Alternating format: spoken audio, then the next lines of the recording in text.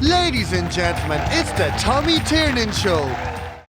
I was becoming somebody that I didn't know nothing about and becoming somebody that I didn't want to be. So you're going back to the sort of late 80s now, where very different to what it is now. I'd never met a gay person at 19 years of age, and the only people you could relate to when people were mentioning the word gay was some of the very camp characters on the old sitcoms back in the sort of 70s and 80s. And I was sitting there thinking to myself, I'm not like that. I can't be me. I can't be gay. And very difficult time, and put me in a very dark place, really, where got very depressed and suffered from mental health issues for years. And I was quite a bit overweight at the time, and then I became bulimic and suffered from bulimia, where I would make myself ill and make myself sick pretty much after every meal I'd eat for the next sort of 5 or 6 years. I still suffer to that today, but not to the extent I was back then. And I lost a lot of weight through the bulimia and suffering with the mental health issues and the depression of,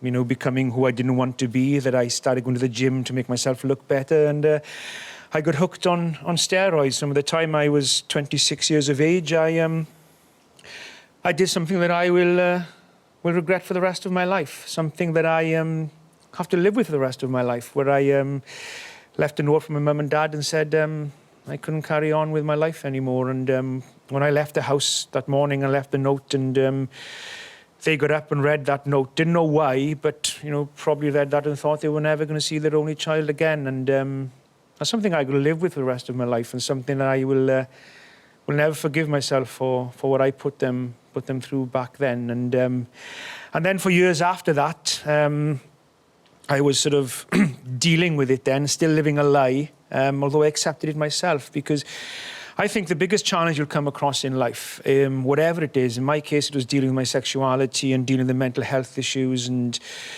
if you have any issues in your life, whatever they are, no matter how trivial they may be to other people, until you accept there are issues, you can't do nothing about them. And that was the biggest challenge, really. And when I was sort of airlifted to hospital when I'd overdosed on paracetamol that night and sort of was intensive care for 2 or 3 days, and after coming out of intensive care, and the doctor said, "Look, you're a very lucky young man, in another 20 minutes would have been too late to save you." And people came to visit me, my family and friends, and my mum and dad left, and my mum came back after everybody had gone, and she said, "If you ever do anything like that again, then you take me and your dad with you, because we don't want to carry on our lives without you." And she left, and I just cried at 26 years of age like a baby